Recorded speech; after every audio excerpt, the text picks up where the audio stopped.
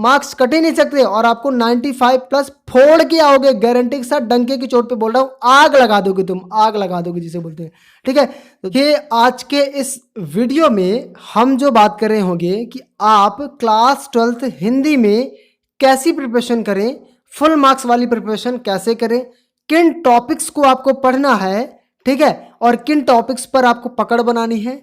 आज की इस वीडियो में सभी इंपॉर्टेंट टॉपिक्स बताने वाला हूं जो कि आपको गारंटेड 100% हेल्प करने वाले हैं। और ये टॉपिक्स हर बार से आते हैं, चाहे आप किसी भी सेशन के बच्चे हों, किसी भी सेशन के छात्र हों, 21 के हो, 22 के हो, 23 के हो, 24 के हो, किसी भी सेशन के हो, आपको बहुत ज़्यादा हेल्प करेगा अगर इन टॉपिक्स को आप पढ़ के जाते हो। ठीक है, तो अगर आप क्लास 12th हिंदी में अच्छे से अच्छा स्कोर करना चाहते हैं या फिर 95 प्लस फोड़ना चाहते हैं तो वीडियो में एंड तक जरूर बने रहें। अगर लक्ष्य है 95 पार तो वीडियो को पूरा देखो मेरे यार। ठीक है, अगर चलिए शुरू करते हैं आज के इस वीडियो को। और इसमें मैं आपको इम्पॉर्टेंट टॉपिक के साथ साथ इम्पॉर्टेंट कुछ क्वेश्चंस भी बताऊंगा।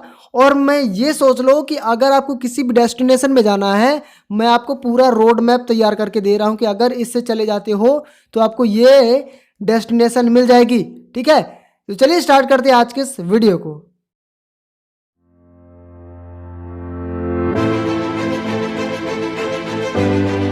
कुछ टॉपिक्स है। सबसे पहला हमारा टॉपिक ये है पद्य साहित्य का इतिहास। पद्य साहित्य का चाहे वो इतिहास पूछ ले, चाहे वो विकास पूछ ले, सारी चीजें आपको पद्य साहित्य की आनी चाहिए। ठीक है, मतलब हिस्ट्री बोल सकते हो, हिस्ट्री, और कैसे इसका विकास कैसे हुआ, ठीक है, डेवलपमेंट, ठीक है, पद्य साहित्य, और मतलब कैसे इसकी स्टार्टिंग हुई, इन सारी चीज़ों को बताना। अब ये सारी चीज़ें हैं क्या, मैं बताता हूँ। इसमें आता है जैसे भारतेंद्र युग क्या है, द्विवेदी युग क्या है, मतलब भारतेंद्र युग में पद्य का स्थान क्या रहा, द्विवेदी युग में पद्य का स्थान क्या रहा, पद्य मतलब कविता, छायावादी युग में पद्य का स्थान क्या रहा, छायावादी युग क्या है, प्रगतिवादी युग क्या है, इसके प्रमुख कवि कौन कौन से हैं, इन कवियों की रचनाएं कौन कौन से हैं, ठीक है, इसके अलग कवि रचनाएं, इसकी अलग कवि रचनाएं, इसके अलग कवि रचनाएं, इसके अलग कवि रचनाएं, तो सबकी सभी के पोएट्री अलग, और पोएट भी, मतलब पोएट और पोएट्री सब कुछ इसके बारे में आपसे पूछेगा, इतिहास और विकास, इन सारी चीज़ों के बारे में। ठीक है, तो पोएट पोएट्री जो होंगे, मतलब पोएट मतलब कवि, पोएट्री मतलब कविता, पद्य जिसे बोलते हैं, तो इनके क्वेश्चन कैसे पूछेगा, इनके क्वेश्चन आपसे पूछेगा एमसीक्यूज बेस्ड पे। ठीक है, तो आपके ऑब्जेक्टिव टाइप क्वेश्चन सब इन्हीं में से बनेंगे, इसके बाहर कुछ नहीं आएंगे। और जो बड़े वाले क्वेश्चंस होंगे जैसे कि 1 वर्ड वाला, 2 नंबर वाला, तो इनमें से पूछ सकता है। ठीक है, इनमें से पूछेगा, और इनमें से इनके सेशन पूछ लेगा, सत्र पूछ लेगा कि भारतेंद्र युग का सेशन कब से कब तक रहा, मतलब क्या बोल सकते हैं, काल, समय। हाँ, और नई कविता, इसमें मैंने एक ऐड करना भूल गया, नई कविता भी पूछेगा। ठीक है, तो ये सारे टॉपिक्स इसमें यहाँ लिख देता हूँ मैं, नई कविता। ठीक है, ये सारे टॉपिक्स आपके पद्य साहित्य इतिहास से पूछता है। ठीक है, तो आपको इसको क्लियर रखना है, इसकी रचनाएं, इसके प्रमुख कवि कौन कौन से हैं, इसका सेशन। इसके बाद एक और है, हाँ मैं यहाँ भूल गया, प्रयोगवादी युग, नई कविता, इन सबके संक्षिप्त परिचय होना चाहिए, प्रमुख विशेषताएं होनी चाहिए, प्रमुख कवि और इसकी रचनाएं। ठीक है, सारी चीज़ें क्लियर होनी चाहिए। इसके बाद पद्य साहित्य के ये सारी चीज़ें करने के बाद आपका गद्य साहित्य देख लेना है।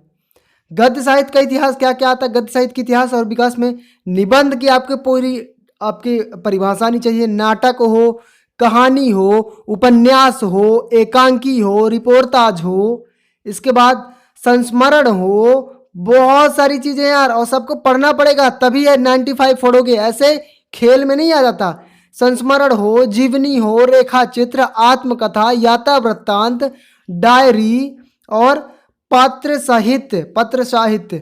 ठीक है, ये सारी चीज़ों के आपको डेफिनेशन मतलब परिभाषा आनी चाहिए। एक दूसरे में जो आपके अंतर पूछता है, मतलब डिफरेंस, तो डिफरेंस भी आपसे आना चाहिए। और एक चीज़ और बताना चाहूँगा, अगर इन सारी चीज़ों में आपके कोई भी कहीं भी अगर पकड़ सही नहीं है और पढ़ने में भी तैयारी करने में प्रॉब्लम जाती है तो मैं उस पर वीडियो बना दूंगा, आप कमेंट कर देना, जैसे आत्मकथा और जीवनी में अंतर, रेखा चित्र, यात्रा वृत्तांत, ये सब क्या है, इनके डेफिनेशन समझने में दिक्कत जा रही है, तो इन सब में मतलब कोई भी जितना भी मैं टॉपिक आपको बता रहा हूँ, किसी भी सेक्शन में आपको दिक्कत जा रही है कमेंट कर देना, उस पर मैं कॉन्सेप्ट बेस एक पर्टिकुलर वीडियो बना दूंगा। क्लियर? तो ये सारे आपको गद्य गद्य के साहित्य से आपके ये सारी जो तो इतिहास और विस्तार याद कर लेना है, ठीक है, अपने एग्जाम के तैयारी के लिए। इसके बाद कवि परिचय में आपसे क्या पूछ लेगा, कवि परिचय में किससे किससे कवि किसका किसका पूछ लेगा, हरिवंश राय बच्चन के हर बार पूछता है, सूर्यकांत त्रिपाठी निराला, गोस्वामी तुलसीदास, ये तो हमारे अब पूछे ही नहीं, कुंवर नारायण। तो ये चार आपको 12th क्लास में ये चार आपके वेरी वेरी मोस्ट इंपॉर्टेंट कवि परिचय हैं। अब इसमें सबसे ज्यादा क्या पूछता है, मतलब मेन चीज क्या होती है, संदर्भ, प्रसंग और व्याख्या। संदर्भ, प्रसंग, व्याख्या, इस पर मैंने डिटेल एक वीडियो पूरा पर्टिकुलर बेस्ड वीडियो बना दिया है। डिस्क्रिप्शन बॉक्स में आपको लिंक मिल जाएगा। बहुत ही बारीकी से और बहुत ही आसानी से समझाया है, तो उसे जाके जरूर देखना, वो आपको बहुत ज्यादा हेल्प करने वाला है अगर आपको संदर्भ, प्रसंग, व्याख्या लिखने में दिक्कत जाती है। और कवि परिचय की बात रही तो कवि परिचय का भी लिंक डिस्क्रिप्शन बॉक्स में आपको पड़ा हुआ मिल जाएगा, तो जाके देख लेना। किसी भी क्वेश्चन को, किसी भी आंसर को बिना स्ट्रेटजी के मत लिखना, स्ट्रेटजी से मतलब याद मत करना। स्ट्रेटजी लगाओगे और इससे स्ट्रेटजी लगाना मतलब स्मार्टर तरीके से याद करना, ठीक है, तो स्मार्ट वे में करना, हार्ड वर्क से ज्यादा जरूरी है स्मार्ट वे। इसके बाद लेखक परिचय। लेखक परिचय में आपसे पूछ लेगा महादेवी वर्मा का, जो कि मोस्ट इंपॉर्टेंट है, हजारी प्रसाद द्विवेदी का वेरी मोस्ट, जैनेन्द्र कुमार का, और कभी कभी विष्णु खरे का भी पूछ लेता है। तो ये सभी चारों में से आपको आना चाहिए, और जिसमें से ये दो वेरी वेरी मोस्ट हैं, ये महादेवी वर्मा, हजारी प्रसाद द्विवेदी, तो इसके लेखक परिचय आपको याद कर लेने हैं। इसके बाद पद्यांश की व्याख्या, गद्यांश की व्याख्या, वही चीज जो मैंने बताई, संदर्भ, प्रसंग, व्याख्या। तो संदर्भ, प्रसंग, व्याख्या की वीडियो मैंने बना रखी, उसे जाके देख लेना। ये मैंने वीडियो बनाई केवल पद्यांश की, गद्यांश की अगर चाहिए तो उसके पर भी वीडियो मैं डाल दूंगा, ठीक है। तो आपको ये चीज जरूर देख लेनी है, वो वीडियो जरूर इससे जरूर ही देखना यार, अगर नहीं देखा तो, ठीक है। क्योंकि वो आपको बहुत ज्यादा हेल्प करेगा, संदर्भ, प्रसंग, व्याख्या वाला। तो आपको पद्य वाली व्याख्या भी आनी चाहिए, गद्य वाली व्याख्या भी। इसके बाद ग्रामर सेक्शन। ग्रामर सेक्शन काव्य बोध में आपसे काव्य के प्रकार पूछेगा। कौन कौन से काव्य पूछता है हमेशा, श्रव्य काव्य, दृश्य काव्य, प्रबंध काव्य, मुक्तक काव्य, महाकाव्य, खंड काव्य, इन सब की क्या पूछेगा, परिभाषा पूछेगा, अंतर पूछेगा एक दूसरे से, विशेषता पूछेगा, कौन कौन से महाकाव्यकार रहे हैं, उन काव्यों के नाम, कौन कौन से महाकाव्य हैं, जैसे तुलसीदास हो गए, ठीक है। अब इनके द्वारा कौन सी मेन महाकाव्य लिखा गया, रामायण, ठीक है, रामायण हो गया और महाभारत हो गया। ये ऐसे महाकाव्यों के नाम पूछता है वन टाइप मतलब वन वर्ड में और ऑब्जेक्टिव टाइप क्वेश्चन में। इनसे क्वेश्चन बहुत बनाता है, तो काव्य से आपको आना चाहिए। और आपसे 3 नंबर का क्वेश्चन पूछेगा खंड काव्य, महाकाव्य में डिफरेंस। तो इन सारे टॉपिक्स पर आपको अच्छी पकड़ होनी चाहिए। अब इसके बाद दूसरा पॉइंट हमारा सबसे मोस्ट इंपॉर्टेंट आता है रस का परिचय। रस में आपसे सारी चीजें पूछ रहा है, जैसे उसके प्रकार पूछ लेगा, कौन कौन से, श्रृंगार रस, हास रस, करुण रस, विभत्स रस, रौद्र रस, भयानक रस, अद्भुत रस, वात्सल्य रस, वीर रस, शांत रस, जुगुप्स रस, ठीक है। तो ये सारे रस के प्रकार, इसकी डेफिनेशन, इनके भाव, इनके स्थायी भाव, ये सारी चीजें आपसे पूछेगा, ठीक है। इन सारी चीजों पर आपकी अच्छी पकड़ होनी चाहिए। तो रस परिचय अच्छे से पढ़ लेना है। अगर कोई भी दिक्कत जा रही है किसी भी टॉपिक पे कमेंट कर देना, वीडियो बना दूंगा। अलंकार सबसे इंपॉर्टेंट टॉपिक, अलंकार। चाहे आप किसी भी स्टेट बोर्ड से हो, जाके देख लो ब्लूप्रिंट, और उसमें आपका रस, अलंकार, ये सारी चीजें आएंगी ही आएंगी। अलंकार परिचय में देखो, ये थोड़ी ध्यान से समझना। अलंकार परिचय में बेसिकली कौन कौन से पूछते हैं, यमक हो गया, श्लेष, व्याज, स्तुति, व्याज, निंदा, अलंकार, अन्योक्ति, विभावना, अतिशयोक्ति, व्यतिरेक, ठीक है, और विशेषोक्ति, अनुप्रास अलंकार, ये सारे कॉमन अलंकार जो आपसे पूछता है। लेकिन कुछ ऐसे अलंकार है जो कि अभी एडिशन में पूछ रहा है इस टाइम पे, नहीं, मानवीकरण, प्रकाश, संदेह, भ्रांतिमान, विरोधाभास, ठीक है। तो ये सारे अलंकार आपसे पूछता है अब मतलब अब नए सिरे से तब आपको अलंकार में पूरी पकड़ बना लेनी है। सभी के परिचय, सभी के प्रकार, सभी के एग्जाम्पल्स, वो तो मेन है। एग्जाम्पल्स के बिना कोई अलंकार नहीं पूछता, तो सबके अलंकार से आने, आपको एग्जाम्पल्स आने चाहिए। इस टॉपिक पर भी अगर आपको कोई दिक्कत आती तो कमेंट कर देना। छंद के प्रकार सबसे इंपॉर्टेंट। छंद भी आपसे पूछता, मात्रिक, वर्णिक, छप्पय, कवित्र, सवैया। लेकिन जो एग्जाम में ज्यादातर पूछता है सोरठा, चौपाई, रोला, दोहा, ठीक है, तो ये भी आपको वेरी मोस्ट है, वेरी आईएमपी क्वेश्चन है। तो छंद के प्रकार आप पूछ याद कर लेना, और इन सब में आपको अच्छी पकड़ होनी चाहिए चारों में। ठीक है, चलो आगे बढ़ें।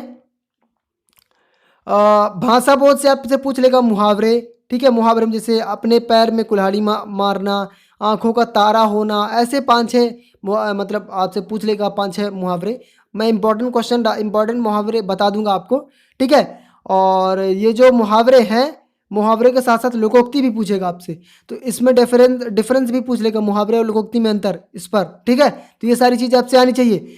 लोकोक्तियों में जैसे आप पछताए हो तो क्या जब चिड़िया चुग गई खेत। ठीक है, इस तरीके से आपसे लोकोक्तियाँ पूछेगा, और मुहावरे में भी क्वेश्चन पूछेगा।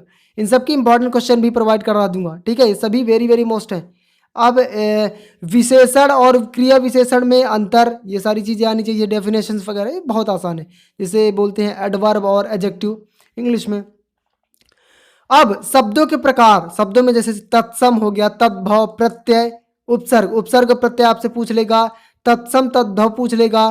क्षेत्रीय तकनीकी शब्द, पर्यायवाची शब्द। ठीक है, जैसे पर्यायवाची का अंबर, पर्वत, ऐसे निपात शब्द, इन सब पर आपकी अच्छी पकड़ होनी चाहिए। और मैं गारंटी के साथ बोल रहा हूँ यार, डंके की चोट पे बोल रहा हूँ, अगर इन सारी चीज़ों पर अच्छी पकड़ बना लेते हो ना, आपको 95+ फोड़ने से कोई माई गला नहीं रोक सकता। ये मैं गारंटेड बोल रहा हूँ। इन सारी चीज़ों पर अच्छी पकड़ होनी चाहिए, बस जो बातें मैं बता रहा हूँ। अब इसके बाद वाक्य परिचय एवं प्रकार। वाक्य परिचय कैसे? अर्थ के आधार पर वाक्य के प्रकार एवं परिवर्तन एवं वाक्य शुद्धिकरण। ठीक है, मतलब वाक्य परिचय पूछ रहेगा, बस हो गया। जिसके बाद शब्द अलंकार, अर्थ अलंकार बनता है ना, तो वही डेफिनेशन पूछ लेगा। अब भाव पल्लवन, ये इंपॉर्टेंट क्वेश्चन है। अब भाव पल्लवन क्या है? जैसे कोई भी आपको दे देगा डबल इन्वर्टेड कॉमा में कोई एक टेक्स्ट दे देगा, अब उसको आपको जो है तो सार लिखना है उसका मतलब क्या है। जैसे इसमें एक एग्जांपल मैंने दिया है, सब उन्नति का मूल धर्म, सब उन्नति का मूल धर्म है। ठीक है, तो इसलिए सब उन्नतियों का, सब जो है उन्नतियों का मूल धर्म है। इसलिए इस पर आपको क्या करना है, भाव पल्लवन लिखना है। इसका पूरा डिटेलिंग करना है, अपने शब्दों में लिखना होता है। वो आपको आपके मतलब स्टडी मटेरियल में मिल जाएगा, तो उसे जाके देख लेना, पढ़ लेना। ठीक है, तो ये सारे क्वेश्चंस आपको होने चाहिए। इसके बाद राजभाषा और राष्ट्रभाषा में अंतर। ठीक है, ये वेरी मोस्ट है, ये आपको पढ़ लेना है। ये आपके डेफिनेशन 3 नंबर के डेफिनेशन पूछ लेगा, तो राष्ट्रभाषा राजभाषा में डेफिनेशन आनी चाहिए। इसके बाद आपसे पूछता है, एक सेकंड, विज्ञापन लेखन। विज्ञापन लेखन आना चाहिए, और संवाद लेखन, अनुच्छेद लेखन। ठीक है, इसको भी आपको पढ़ लेना है, बहुत ही इंपॉर्टेंट क्वेश्चन है सभी। इसके बाद आपसे पूछ लेगा अपठित गद्यांश, चाहे वो पद्यांश से हो चाहे वो गद्यांश से हो, मतलब वो जिसे बोलते हैं पैसेज। इंग्लिश में आपको गद्यांश को आपको अनसीन पैसेज बोलते हो, और इसमें आपको एक्सट्रैक्ट्स बोलते हो, एक्सट्रैक्ट्स। अगर इंग्लिश में दिक्कत जाती है एक्सट्रैक्ट्स में, अनसीन पैसेज की वीडियो डाल दी है मैंने, नोट्स मेकिंग की भी वीडियो डाल दी है, और एक्सट्रैक्ट्स की भी वीडियो बना दूंगा। तो लिंक मैं आपको डिस्क्रिप्शन में जरूर डाल दूंगा, अगर बनाता हूं तो लिंक डिस्क्रिप्शन में डाल दूंगा। अगर वीडियो चाहिए तो कमेंट कर देना। इसके बाद आपको पत्र लेखन, औपचारिक अनौपचारिक। अब ये क्या है औपचारिक अनौपचारिक? औपचारिक का मतलब होता है एप्लीकेशन। ठीक है, एप्लीकेशन। ठीक है, किसी संस्था को एप्लीकेशन लिखते हैं, जैसे टीसी वगैरह की। और अनौपचारिक मतलब क्या बोलते बधाई पत्र। क्या? बधाई पत्र। ठीक है, इनविटेशन लेटर, ये सारी चीज़ें होती है, इनको लेटर जिसे बोलते हैं। और औपचारिक में एप्लीकेशन वगैरह। ठीक है, तो ये आपको लेटर्स आपको आने चाहिए। अनुच्छेद लेखन एवं निबंध लेखन वही चीज़ें हैं। ठीक है, रचनात्मक लेखन जैसे कि ऐसे वगैरह। अरे मैं ऐसे लिखना भूल गया। इसमें आपका हो जाएगा बेरोजगारी की समस्या, पर्यावरण वाला क्वेश्चन आपसे पूछ लेगा, विज्ञान के चमत्कार, और एक चीज़ और कोरोना वायरस पर निबंध आपसे पूछेगा। तो मैंने ना बेरोजगारी की समस्या पर एक वीडियो बनाया है, जिसमें हालांकि वो है टॉपिक बेरोजगारी की समस्या, लेकिन मेन जो पॉइंट उसमें ये डिस्कस किया है कि उसमें ये बताया मैंने कि हिंदी में आप ऐसे कैसे लिखोगे। ठीक है, क्या तरीका है और क्या मिस्टेक्स आपको नहीं करनी है, क्या मिस्टेक्स आपको अवॉइड करनी है। ठीक है, और किस तरीके से लिखो ताकि आपको फुल मार्क्स मिले। ठीक है, तो वो मैंने बताया है वीडियो, जिसमें बेरोजगारी की समस्या टॉपिक है। और इसी के साथ साथ मैंने कोरोना वायरस पर निबंध बहुत ही बारीकी और ऐसी लैंग्वेज में लिखा है जो कि आपके एग्जाम में 100% फुल मार्क्स देगा और आपके समझ में आएगा आपको पढ़ने में। तो मैंने हिंदी और इंग्लिश दोनों की मतलब दोनों में ब्लॉग भी बनाया है, तो लिंक आपको डिस्क्रिप्शन बॉक्स में मिल जाएगा, और वीडियो भी बनाया है, तो वीडियो भी जाके देख सकोगे। ठीक है, तो हमारी वेबसाइट है, तो वेबसाइट को भी आप विजिट कर सकते हो। उसमें आपको करियर गाइडेंस की वीडियोस और बहुत सारे एजुकेशनल कंटेंट आपको मिलते रहेंगे। तो वहीं मैंने कोरोना वायरस का निबंध भी डाल दिया, वीडियो भी डाले हैं, लिंक डिस्क्रिप्शन बॉक्स में है। ठीक है, तो ये आपका इंपॉर्टेंट पॉइंट है। इसके बाद सबसे आसान और जो कि ऑब्वियस है, जरूरी है, पाठ्य पुस्तक पर आधारित जो आपकी आरोह और विधान बुक्स लगती हैं, सहायक वाचन, इन सारे बुक पर आपको मतलब एनसीईआरटी ना है, तो इन सब पर आधारित आपके पाठ्य पुस्तक से आधारित क्वेश्चन आंसर, तो क्वेश्चन आंसर तो पढ़ना ही है। ठीक है, तो इन बातों पे अगर आप अमल करते हो तो मैं गारंटी के साथ बोलता हूँ यार, कोई मतलब मार्क्स कट ही नहीं सकते, और आपको 95 प्लस फोड़ के आओगे, गारंटी के साथ, डंके की चोट पे बोल रहा हूँ, आग लगा दोगे तुम, आग लगा दोगे जिसे बोलते हैं। ठीक है, तो जाओ इन क्वेश्चंस को पढ़ो, इन टॉपिक्स में अपनी मजबूत कमांड बनाओ और आग लगा दो, फाड़ डालो पूरा। ठीक है, सो आई होप कि ये सारी बातें क्लियर हुई होगी। वीडियो अच्छी लगी तो लाइक करना, और नहीं अच्छी लगी तो डिसलाइक कर देना, और चैनल पे भी नया है तो चैनल को सब्सक्राइब कर देना। मिलते हैं नेक्स्ट वीडियो में किसी नया टॉपिक के साथ, तब तक के लिए अलविदा, जय हिंद, जय भारत। अरे यार हंसी आ गई, ठीक है, डिसलाइक मत करना यार, ठीक है, मतलब कमेंट कर देना अगर कोई इशू हो तो। चलिए मिलते हैं नेक्स्ट वीडियो में।